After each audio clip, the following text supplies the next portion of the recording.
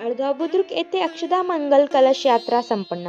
तेल्हारा तालुक्यातील अळगाव बुद्रुक अयोध्या या राम जन्मभूमी येथे मूर्ती प्राण प्रतिष्ठा समारोह आयोजित करण्यात आला आहे. त्या समारोहाशी संबंधित अक्षदा मंगल कलश यात्रा अळगाव बुद्रुक विश्व हिंदू परिषद व बजरंग दल यांच्या वतीने आयोजित करण्यात आली होती.